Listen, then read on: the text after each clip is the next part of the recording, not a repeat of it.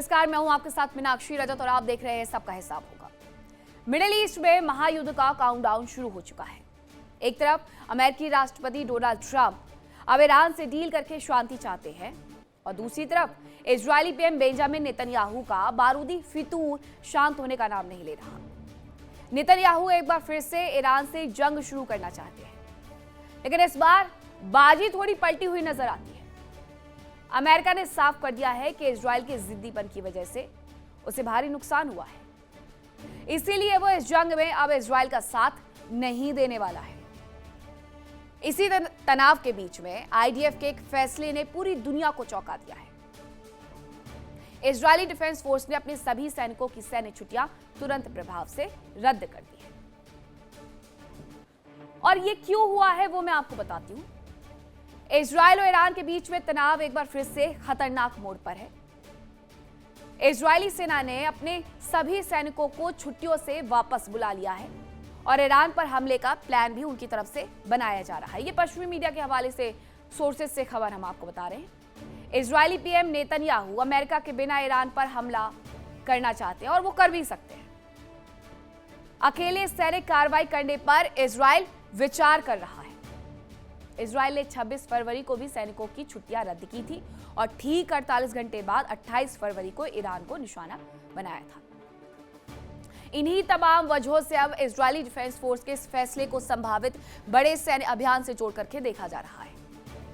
हालांकि सिर्फ छुट्टियां रद्द होने से यह पक्के तौर पर नहीं कहा जा सकता कि इजरायल ईरान पर हमला करने जा रहा है, लेकिन इस महायुद्ध का ट्रेलर भी मिडिल ईस्ट के आसमान में एक बार फिर से नजर आने लगा है।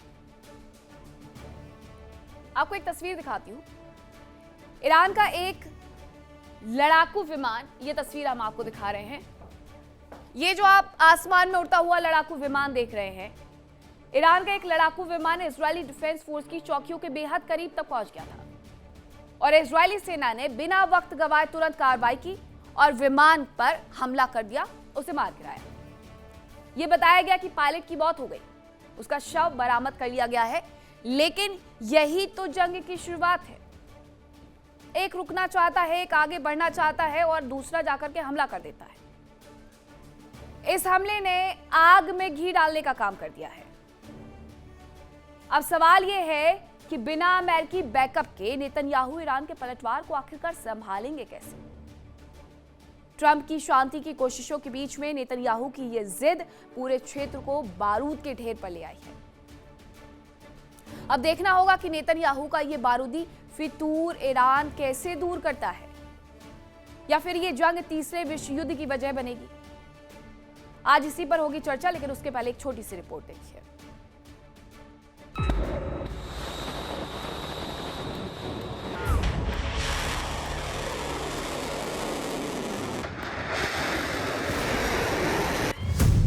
जंग से ट्रंप का किनारा, इजराइल हमला करेगा दोबारा। आईडीएफ की छुट्टियां कैंसिल, अब युद्ध होगा या डील। नेतन्याहू का बारूदी फितूर, ईरान फिर करेगा दूर।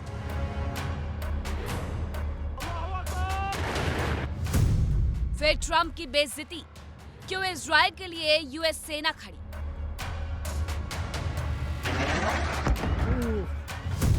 अमेरिका के बिना मुश्किल है इजराइल का बच पाना।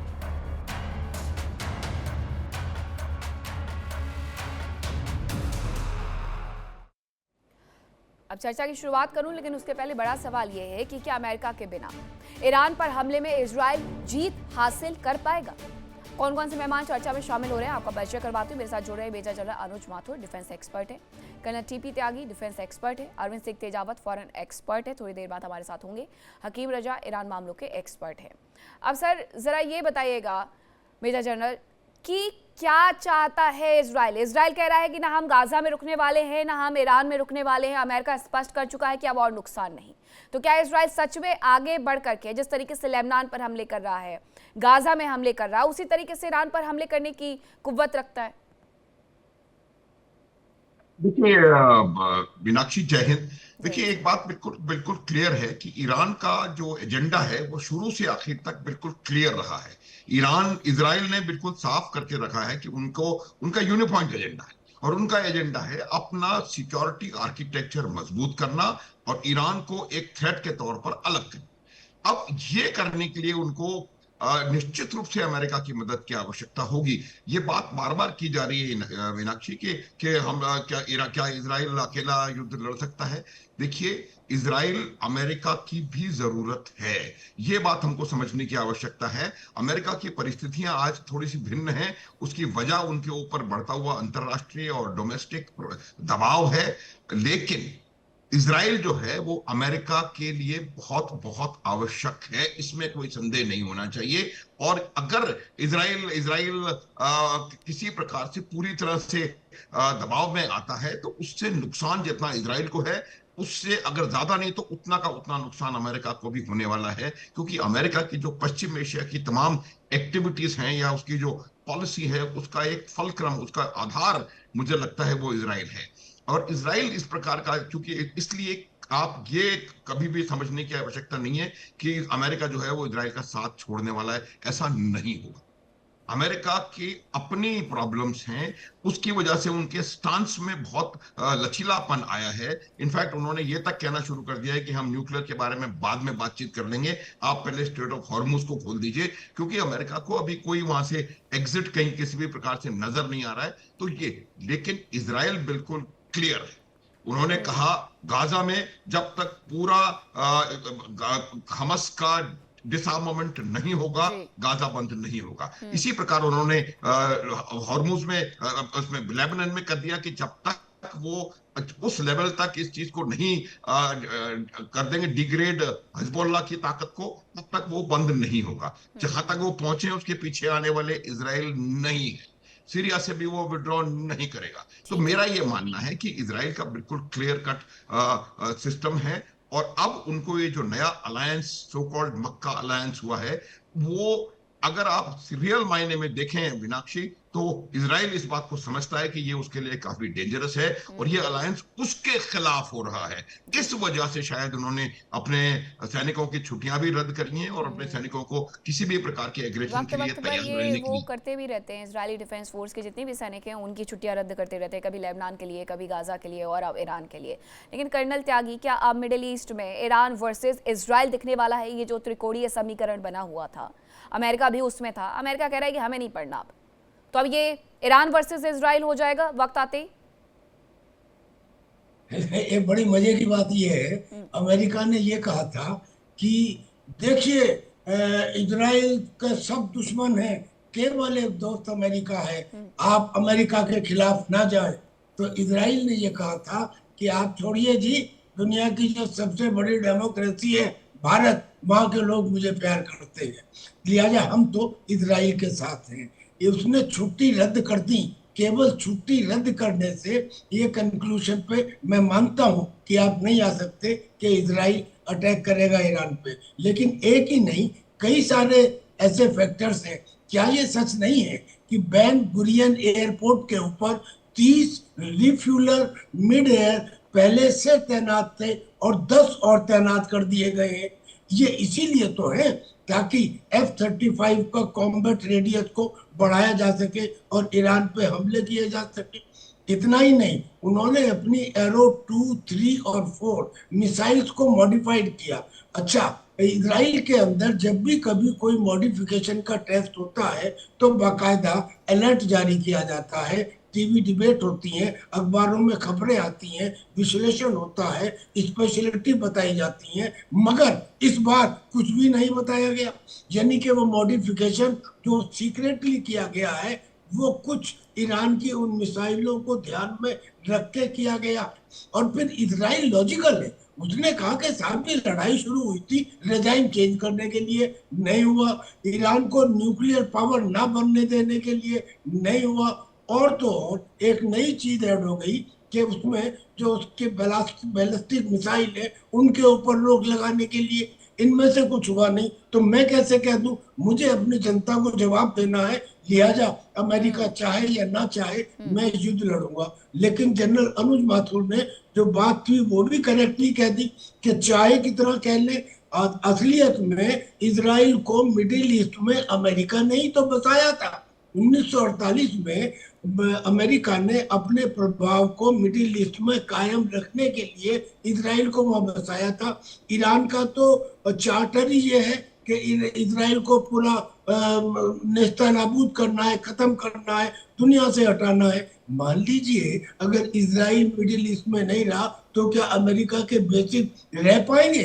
लिहाजा ये सोचना या ये कल्पना करना कि केवल इजराइल अटैक करेगा और अमेरिका देखता रहेगा, बहुत मुमकिन है कि ये प्लान हो डोनाल्ड ट्रंप का कि इजराइल हम अलग हट रहे हैं, इजराइल अटैक करेगा और फिर बाद में इवेंचुअली अमेरिका भी उसको ज्वाइन करेगा।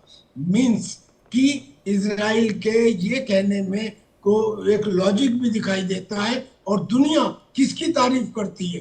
दुनिया शौर्य वाले व्यक्ति की तारीफ करती है। दुनिया पीछे हटने वाले लोगों की तारीफ न करती है, न उनका साथ देती है। अच्छा। इजराइल के बारे में कुछ चाहे जितनी कंट्री कुछ भी कहती लेकिन रहे, सर, एक लेकिन तरफ इजराइल ने जी इजराइल ने पूरी दुनिया के लिए आतंकवाद की लड़ाई लड़ी है और ठीक लड़ रहा है। ठीक है। अब हाकिम रजा जी, जरा ये बताइएगा, आपने बातें तो सुन ली है कर्नल की, लेकिन दूसरी तरफ ईरान की साइड से एक बयान आया था जिसमें ये कहा गया था कि इजराइल बहुत अच्छे से जानता है कि अगर उसने ईरान पर हमला किया तो वो उसे मुंहतोड़ जवाब दिया जाएगा। इजराइल कभी भी ईरान के ऊपर हमला करने की हिमाकत नहीं कर सकता। लेकिन इजराइल तो साफ कह रहा है कि मैं तो अकेले लड़ने के लिए तैयार हूं। नमस्कार जी। जी देखिए, लास्ट ईयर 12 दिन अकेले जंग लड़के देख लिया। उसके पीछे बैक सपोर्ट था अमेरिका, यानी कि अमेरिका भी साथ में ही था, ऐसे फ्रंट में नहीं था, बैक में था। देख लिया कितनी बर्बादी हुई, उसको पता है। तो मजबूरन अमेरिका ने आके पीस डील का वापस जाना पड़ा। फिर इसी तरह अमेरिका और इस्राइल दोनों मिलके आए 40 दिन की वार में, इसी फरवरी 28 को।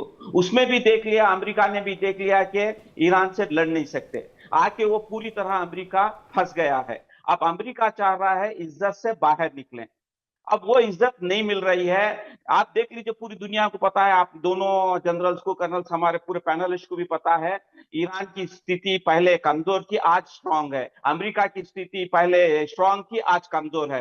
पहले अमेरिका जैसा बोल रहा वैसा पूरी दुनिया सुनती थी, आज कोई नहीं सुन रहा है। ये चीजें चल रही हैं कि इस्राइल में इतनी जरूरत नहीं है वो अकेला ईरान के साथ हमला करेगा। मगर प्रॉब्लम ये क्या है, नेतन्याहू है ना, अगर वो हमला नहीं कर, जंग नहीं करेगा तो उसके खिलाफ केसेस होंगे, वो जेल जाएगा और वो उसकी अंत लास्ट एंडिंग हो जाएगी। उसके लिए वो अपने लिए लड़ रहा है, वो इस्राइल के लिए नहीं लड़ रहा है, वो अपने लिए लड़ रहा है। इसी तरह ट्रंप साहब चाह रहे हैं कि अभी नवंबर में इलेक्शंस आने वाले हैं, वो किसी तरह से बाहर निकलना चाह रहे हैं ईरान वार से, क्योंकि वो उनकी अभी है वो जीतना है, वरना उनके ऊपर इम्प्लीमेंट हो जाएगा, वो चले जाएंगे। तो यहाँ पर अब इसमें क्या है, ये दोनों स्थिति देखते हुए ट्रंप साहब ने एक बड़ा खेल खेला है, मक्का पैक्ट बोल के। ये सब ट्रंप साहब का एक खेल है। ये मक्का पैक्ट जो है ट्रंप का है, जिसमें है ना पाकिस्तान, तुर्की और सऊदी अरबिया। इससे पहले सऊदी अरबिया और इसका पाकिस्तान का डील हुआ था, उसके बावजूद भी ईरान और हुतीस ने हमला किए। क्या कर लिया? कुछ नहीं हो सका। अभी भी ये नया पैक्ट होने के बाद कल भी आप देखे, हुतीस ने उतना दबा के हमला किए, कुछ नहीं कर सके। ये खेल है ना, ये चल रहा है। बस इसमें हमारे लिए ये है ना, हमें हिंदुस्तान को है ना, हमारे इंडिया के लिए गंभीर है, सोचना है। यहाँ पर हम लोग चौकन्ना होना है, हम लोग होशियार होना है। ये मक्का पैक्ट पूरी से दुनिया क्या के लिए होने वाला तबाही है, लेकर क्योंकि के आ रहा मक्का है। पैक्ट में क्या है, हमारे बिल्कुल हकीम रजा जी, ये युद्ध तो पूरी दुनिया के लिए तबाही लेकर के आ रहा है। सिर्फ एक देश की बात नहीं है, यहाँ पर एशिया से लेकर के यूरोप तक सभी पीड़ित नजर आ रहे हैं। लेकिन अरविंद जी, अगर ऐसा हो गया, इजरायली डिफेंस फोर्स क्या सच में इतना मादा रखती है कि वो 1, 2, 3 जगह युद्ध लड़ सके? और दूसरा, ये अभी हाल फिलहाल में सऊदी अरब, तुर्की, पाकिस्तान का साथ आना, ये इजराइल के लिए भी बड़ी टेंशन है।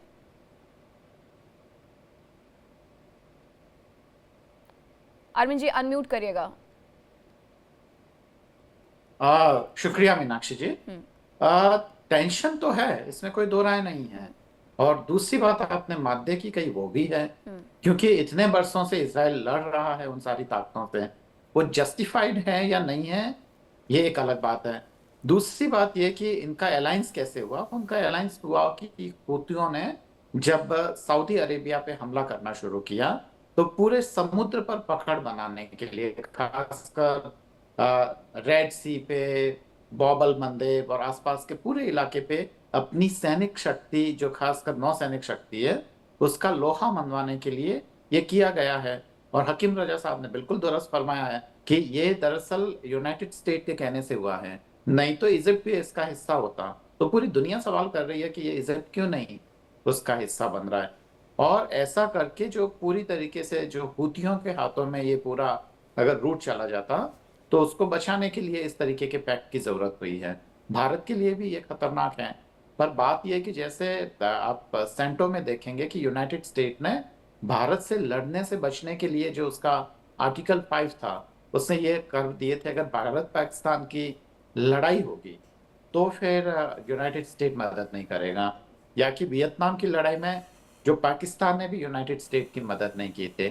तो मुझे जहां तक लगता है कि ये पैक्ट भारत के लिए इतना खतरनाक नहीं है। और अगर वो तीनों ही ताकतें अगर एक साथ भी आ जाती है तो कुछ भारत को आर्थिक नुकसान हो सकता है, सैनिक स्तर पर किसी भी प्रकार का कोई खतरा नहीं है।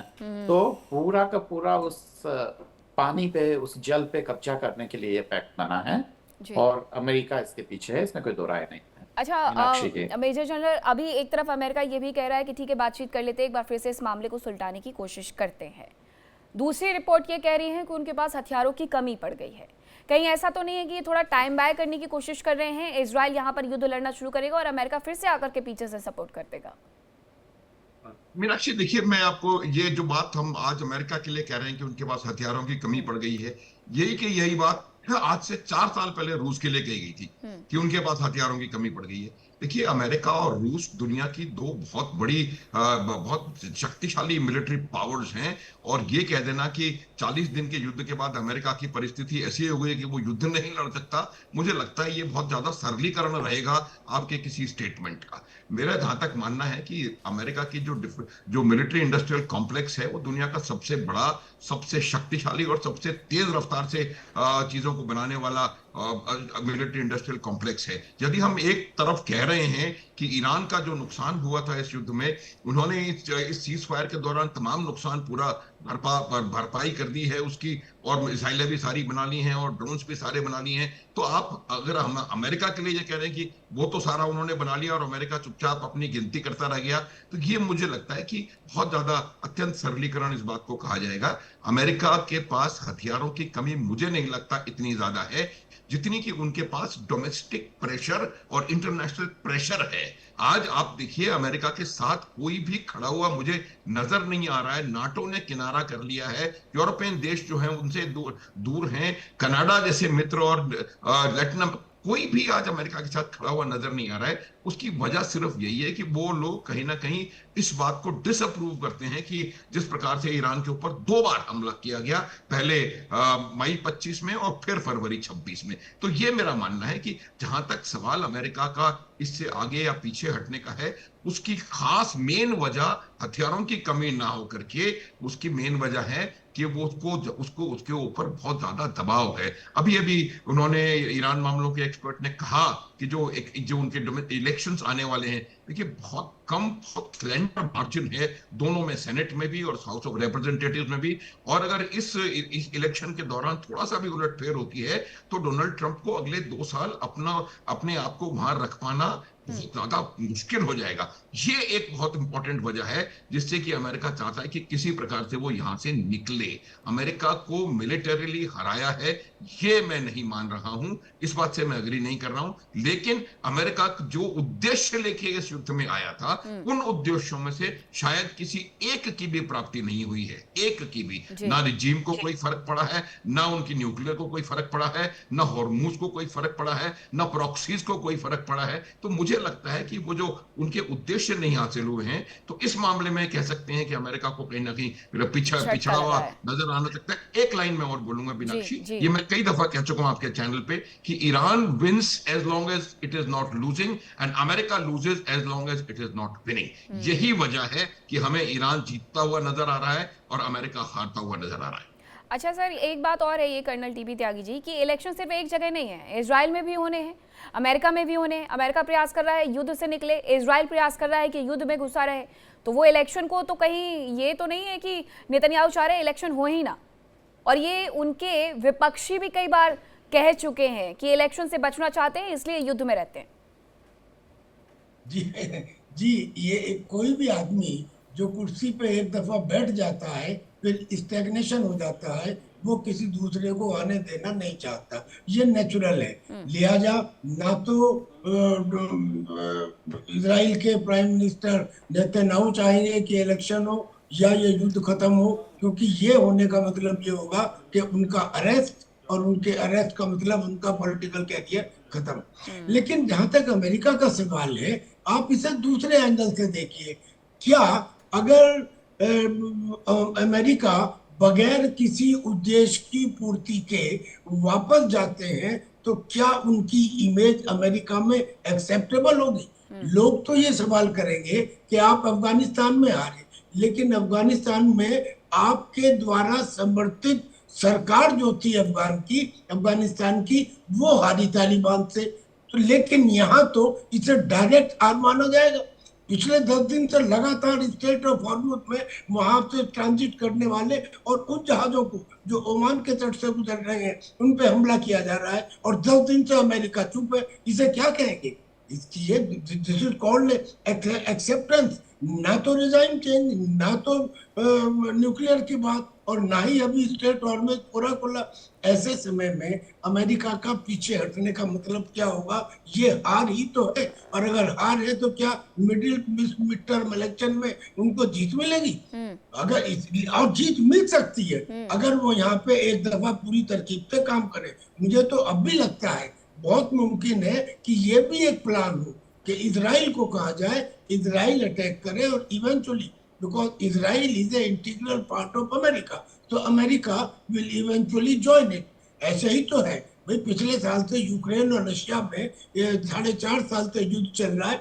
यूक्रेन थोड़ी लड़ रहा है, 31 कंट्रीज रशिया को मिलकर लड़ रही हैं और अब तक हरा नहीं पाई है। तो ऐसे ही यहाँ भी अमेरिका पूरी तरह से सपोर्ट कर सकता है इजराइल को, और इजराइल ने अपने आप के अंदर पूरी अरब कंट्रीज को एक बार नहीं 4 बार हराया है।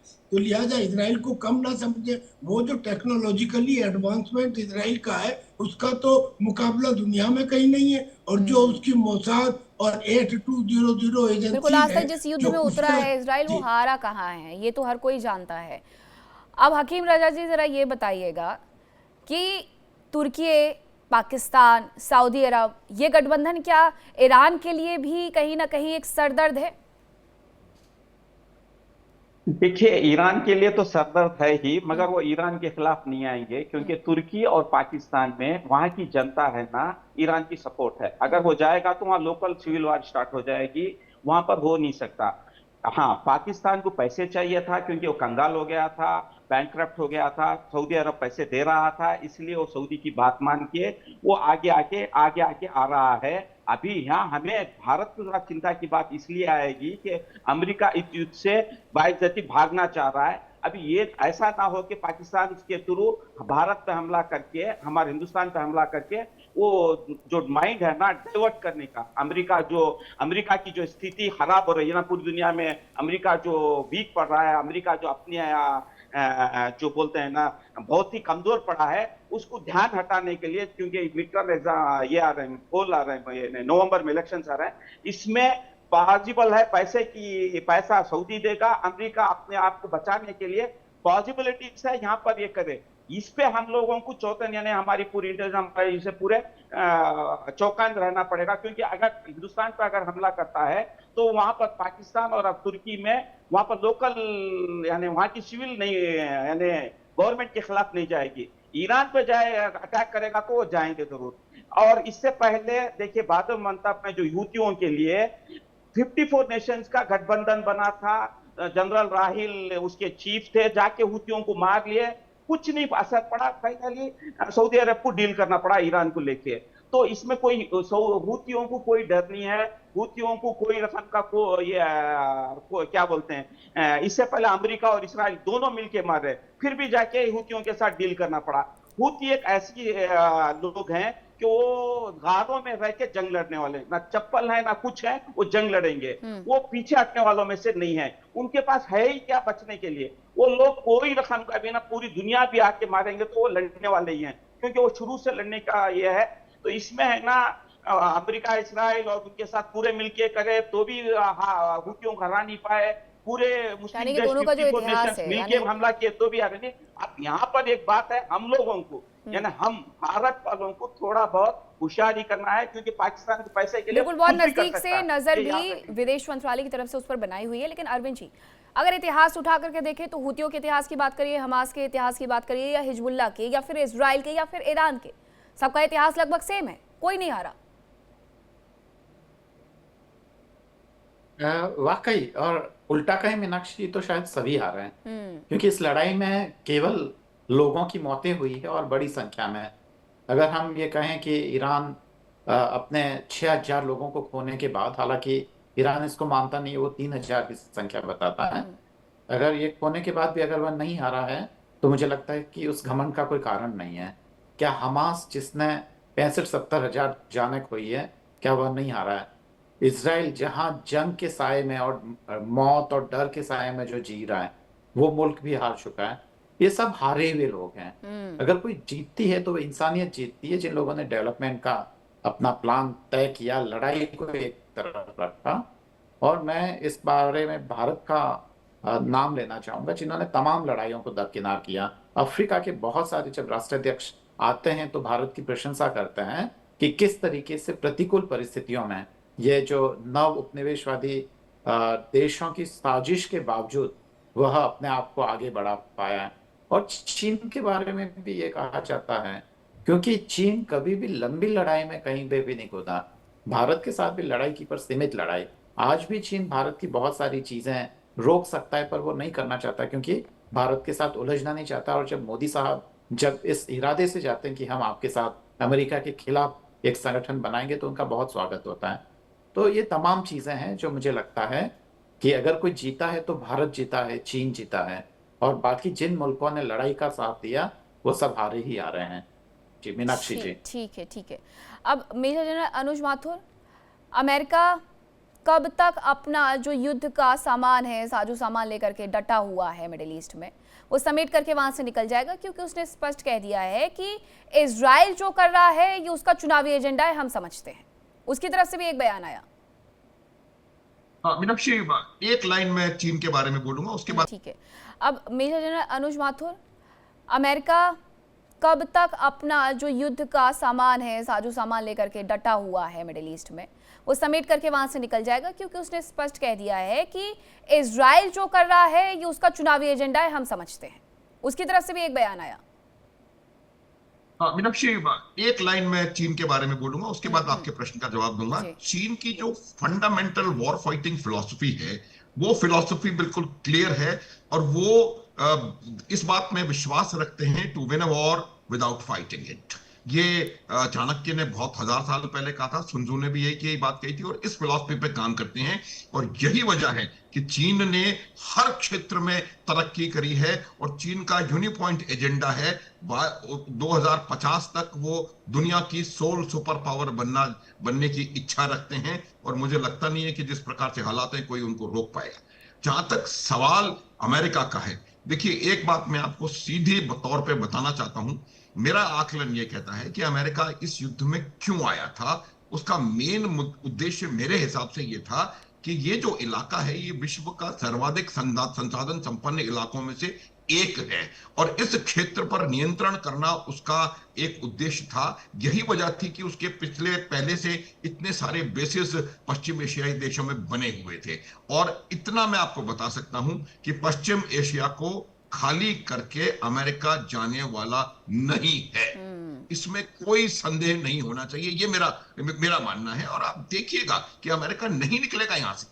और ये जो आप बात कर रहे हैं, कुछ दिन कल गए मेरे ख्याल से जो सेंटकॉम के जो ब्रैड कूपर हैं, उन्होंने जेरूसलम की यात्रा करी है। लगातार पिछले 1.5-2-3 महीने से वो इजराइल में लगातार हथियार, गोला बारूद की खपत वहां पर पहुंचाए जा रहे हैं। आप देखिए कितने वहां पर हवाई जहाज आकर के लैंड किए हैं बेन गुरियन के अंदर। तो मेरा ये मानना है कि अमेरिका न तो इजराइल को छोड़ेगा, न अमेरिका इस क्षेत्र से बाहर निकलेगा यहां पर, क्योंकि इस क्षेत्र से बाहर अमेरिका का निकलने का अर्थ है उसकी अर्थव्यवस्था के लिए एक बहुत बड़ी कैटास्ट्रफी, एक बहुत जबरदस्त उसको धक्का लगेगा कि जो पेट्रो डॉलर जिसके ऊपर उनकी इकोनॉमी कहीं ना कहीं बहुत मेजरली डिपेंड करती है, वो खत्म हो जाएगा अगर अमेरिका पश्चिम एशिया को छोड़ के चला गया। तो ये बात आप बिल्कुल मान लीजिए। और मैं हाकिम रजा साहब से 101% सहमत हूं कि ये जो अलायंस नजर आ रही है आपको, Holi unholy, call it what you like, Meenakshi, ये सऊदी अरब, ये अमेरिका की शह पर हुई है।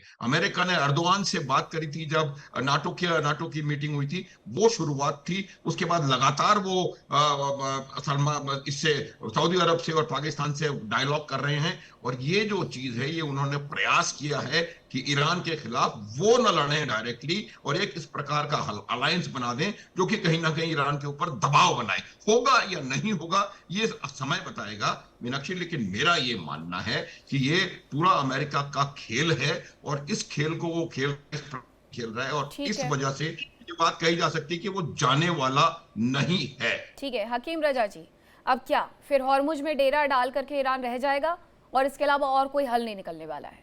लोग परेशान हैं। जी, साफ तौर पर ईरान का एक ही ये है कि हुर्मुज वो छोड़ने वाला नहीं है। कुछ भी हो जाए, चाहे 10 साल लगना पड़े, लड़ेगा और पूरे बेसिस को हटना पड़ेगा।